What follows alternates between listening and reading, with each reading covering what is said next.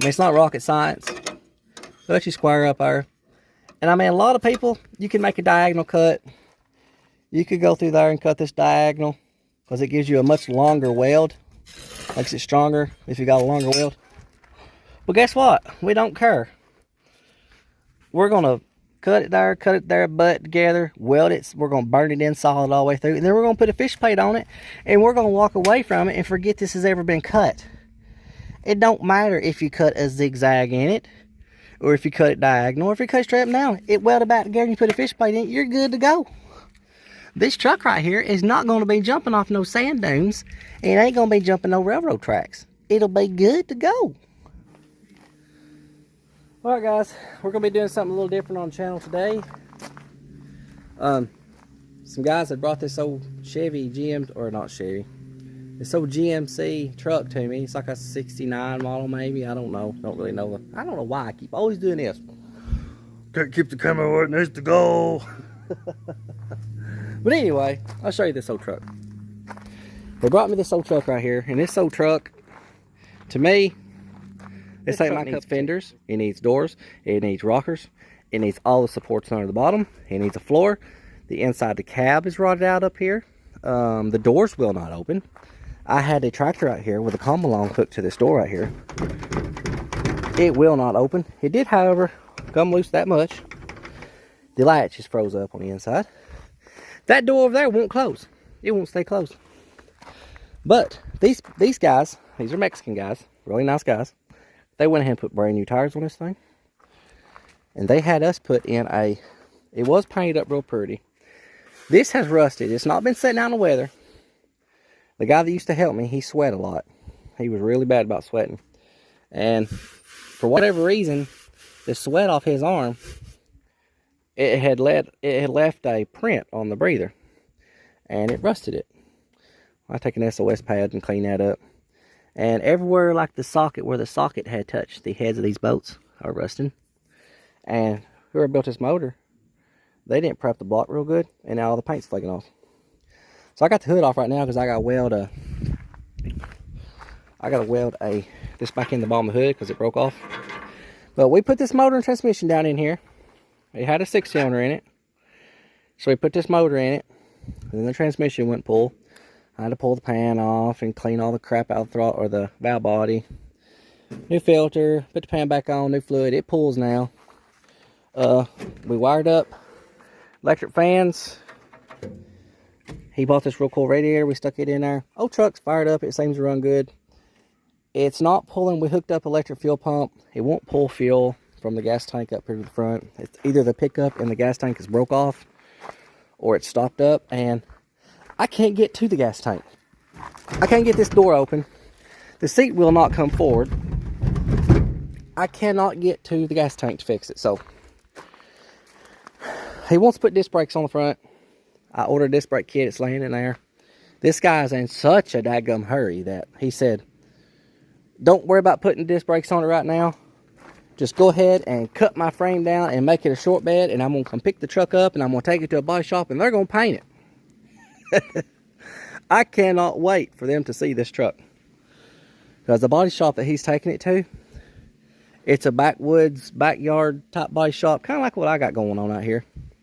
And I'm sure they are expecting a truck that just needs to be scuffed and shot.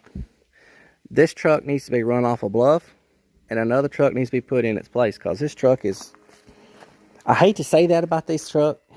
These are good old boys, but whoever sold them this truck, I mean, they really shouldn't have bought it. This thing is rough. It's rougher than rough. It needs everything underneath. See, it's all rotten. Every square inch of this truck is rotten. But I did what I said I was going to do. I didn't argue with him. He said, put me a motor in it. I put my motor in it. He said, make it run and drive. I made it run and drive. Besides the fact the gas tank is crap. He's going to have to run it off the gas jug. Now he's hell-bent on cutting the frame down.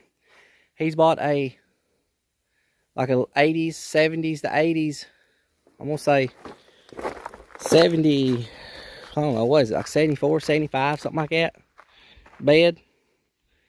And I'm pretty sure it ain't going to bolt on. It might bolt on. But looking at these bolt holes right here, they're dead in line. I don't know if the bolt holes on this frame are dead in line. They might be.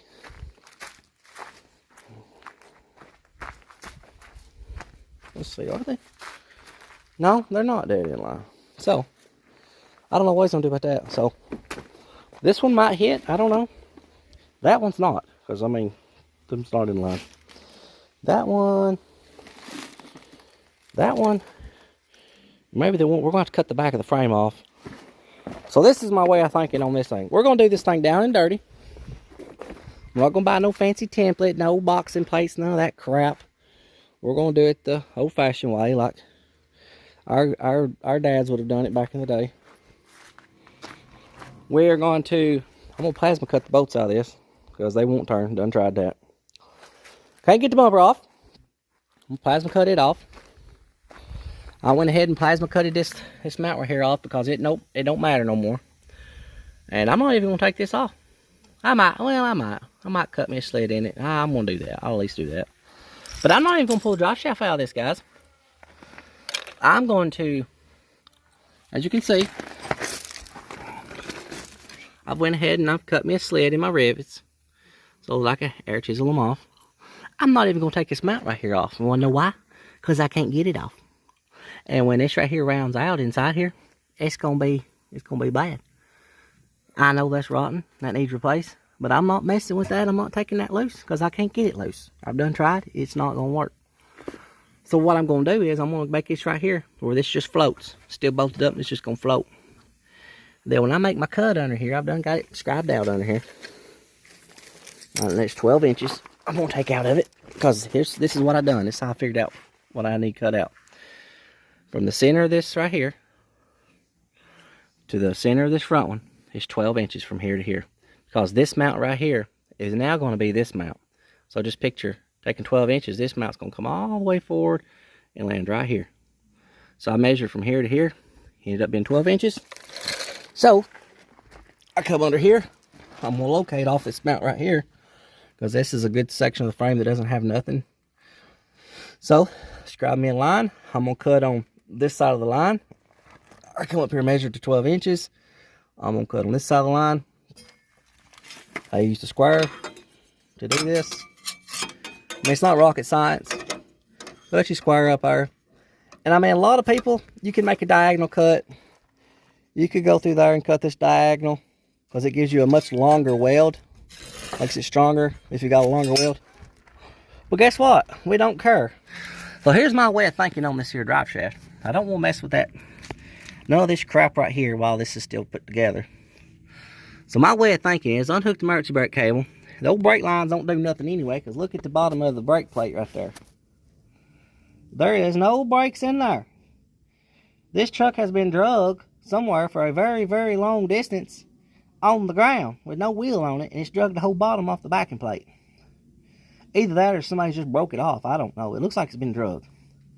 So the back brakes don't work. It's done been put together with a union right there. So guess what I'm going to do? I'm going to take it apart at the union, bend that thing back out of the way, pull these emergency brakes out of the way, pull that fuel line right there out of the way, because it don't do crap. It don't work worth the duty. And we're fixing to cut this thing, put it back together. We're not going to do it on this old gravel ground though. Currently, I do not have no room in my shop. But here's what I'm going to do. I done got this side to track. When I cut this, I'm going to roll the back half of this thing backwards until this yoke right here falls out of the transmission. We're going to keep on rolling her back until I can pull the drive shaft out of the splines, out of the slip yoke. I'm going to slide it out. Then I'm going to cut me 12 inches out of that drive shaft. And I'm going to put it back together and I'm going to put it back in there. And the way I'm going to put it back in there is I'm going to put it back in here on this end, right here. And then we're going to gently roll this baby up in here and gently slide that baby back up in the transmission. And we're going to be good to go. We're going to do this thing like down and dirty. I'm talking like we ain't going to spend no more than an hour on this. We're going to cut this frame down, cut that drive shaft down, get this thing back welded back together. In probably an hour, maybe a little more. I don't want to have no more than 2 hours in this. The reason why I can't do it down here, I had to build a makeshift paint booth over here because I had to paint a car down here, and the wind would not let me do that. I mean, it was blowing like 30, 40 mile per hour wind gusts down here. So there's this one. There's another one. Come out pretty good. But we're gonna get back to that one here in just a little bit. I gotta get this truck done and get out of the way. You guys leave me alone. Can't make no money with junk like this right here, boys. This right here is kind of one of them buddy deals where they come in here and you tell them you don't want to fool with it, and they show up anyway. So I don't want to fool with it. I'm gonna cut it, get Will back together, tell them to get the crap out of here.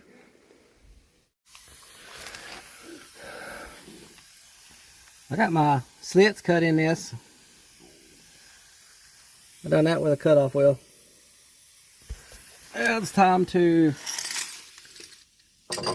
chisel them out. It's gonna be kind of hard to do one-handed. It's gonna be real hard to do, actually.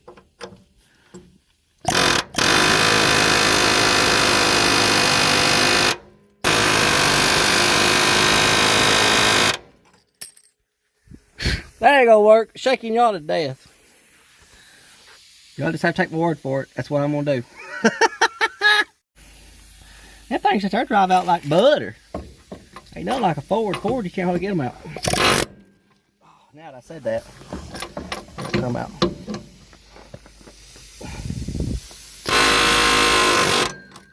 Like butter. Oh, it's working on rocks, man. I tell you. It ain't for me. I don't like doing it, especially for what I'm getting paid, which is barely paying for my dog's vet bill. Like that right there. And the reason why that didn't drop down is because I got a 2x4.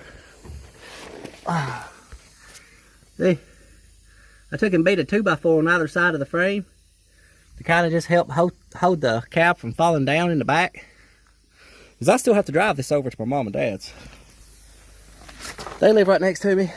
I'm going to put this on their carport concrete and might even pull it up in the garage. I don't know. But I still got to be able to drive it over there. So I got the brake line pulled back out of the way. Got the fuel lines out of the way. Got the emergency brake cables loose. Got them out of the way.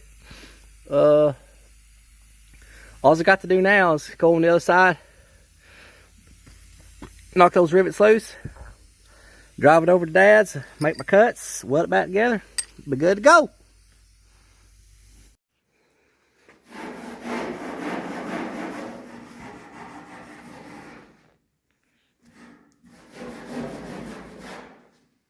Show him that I didn't do this.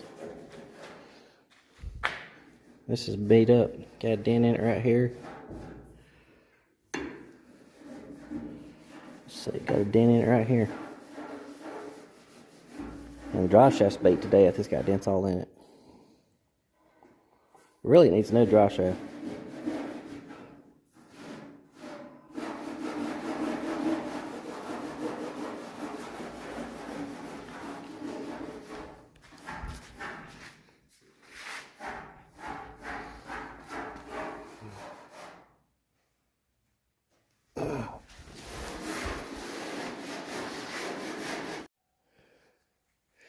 Alright, I did my cut. Cut 12 inches out. I just shoved it back up under the bottom. I've got to go under here and start fine tuning everything, line everything up. But here's our cut. This is going to come down and over. It's almost lined up over there. I done cut my drive shaft. Put it back together. Whew, let's get there. There's the 12 inches I cut out of the drive shaft. We're just about there. I'll do a little fine tuning here and there, weld it back up. Should be good to go. Well, as you can see, it's now a short bed. Well, besides the fact I gotta plasma cut these bolts out and like a few inches off the back, and that's for my hose forward. But other than that, I mean, that's little stuff. I can do that in 5-10 minutes. So, ended up, just welding along the edges here. And I had cleaned the frame up under here, so I plug welded through the original pot rivet hose, or rivet hose, I don't know what you call them, brads. But prior to cutting anything apart, I went ahead and scribe, put my marks on my frame so that I could line this back up. So everything went back together good. It's all welded back together. I put fish plates. I didn't grind anything. I mean, some people grind it down and make it where you can't tell. Not me. It's all welded. Got fish plates on it. Oh! It's welded on the inside and the outside. But it's done.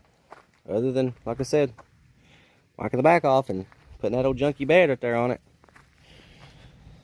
They can come get it in about, I don't know, let's say 30 minutes to do all that.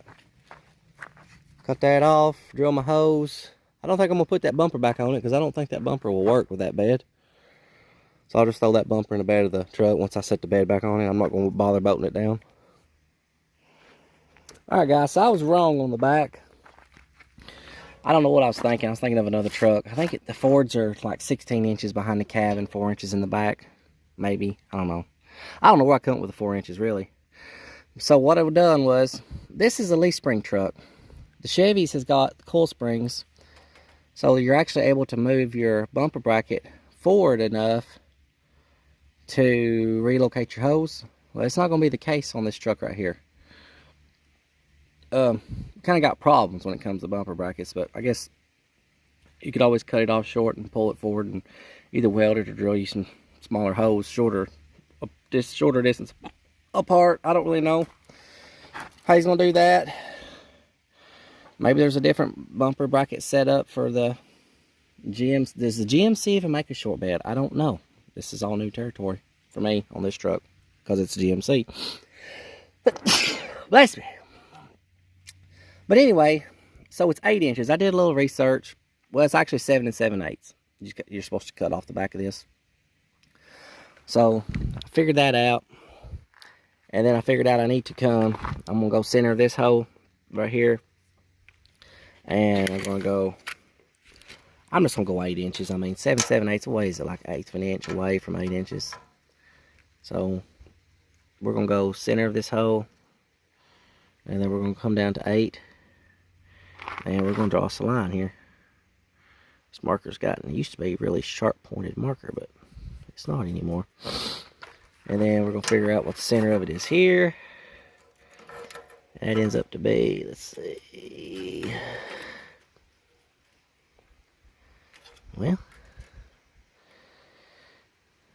it's looking like 1.25 inches. Is it 1 inch to the center? It's like 1 inch. Yeah. It's 1 inch to the center. But I can't. Can I do that here? I can't do that here. So I'm going to have to do it on this side. Let's see what it is on this side. So it's 1.25 inches if you go to this side. So I'm going to have to put y'all down. So I'm going to measure from this side. Measured over. It's 1.25 inches to the center of this. So we'll measure over right here. 1.25 inches. Put me a line this way. I'm going to draw me a little X just like I did over here. That's going to be my new bed mounting hole. Chop the back of this frame off, and then we're going to figure out. Of course, this bumper's not going to work with this anyway, so maybe they're going to buy one of those little short, skinny bumpers. I don't know. I just know I got to cut this off. It's definitely cooler than the long bed. We got a good even gap. Well, I ain't happy with it as I would like to be, but it is what it is. The bed's on. We've got a pretty good gap between the bed and the cab. It's even all the way across. So it's got the back bolts, it's got the front bolts. These right here, they need to be drilled all the way through. So a person could pick these up, and the front one's up. And I don't know about this second one back. I guess a person could come over here and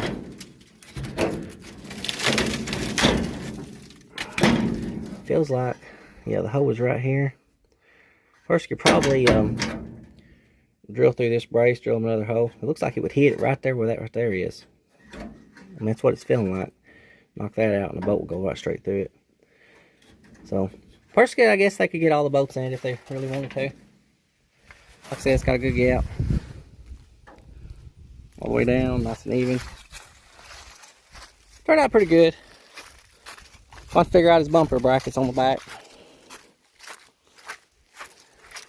Oh, it ain't pretty under here. But it is what it is. Like I said, burned it in hot. I V'd the frame. I'll get this fuel pump back up there where it goes. But on this side and this side, I actually V'd it on both sides so that whenever they met, and then whenever I burned it in, I mean, it burnt all the way to the other side of the frame. And then I actually welded it on the inside of the frame also. And then I ground this part down under this plate. And then I just made these little plates and welded it on the outside. A lot of people weld them on the inside. I welded it on the outside. It is what it is. It ain't pretty. It ain't a real short bed. If they wanted a real short bed, they should have bought a short bed frame. Like I said, I couldn't get these bolts out. So I just drove these rivets out. And I let them float. Then I slid the frame right beside these. After I got them welding done, check this. Seemed like it was 1 5/8 or something like that from here to here. Yeah, 1 5/8 from the bottom of this to this. Then I just welded her up, boys. I could have drilled holes and bolted it up, but that'd take too long. Right now, I ain't got a whole lot of time in it.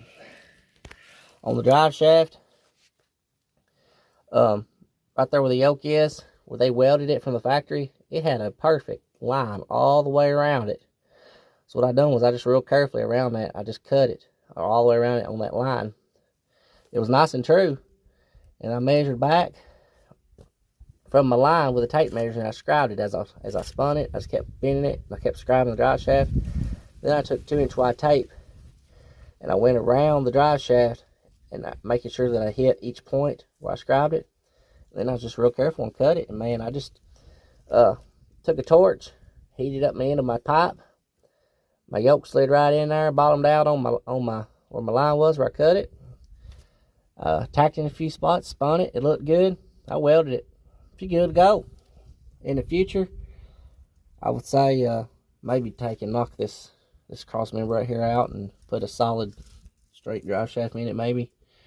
I don't know. I'm not a Chevy guy. I don't know how they do it. But that's the way I done it, fellas. Down and dirty. I'm gonna bolt this back up. I guess I could bolt it right there. That's probably where I had it last time, to be honest with you.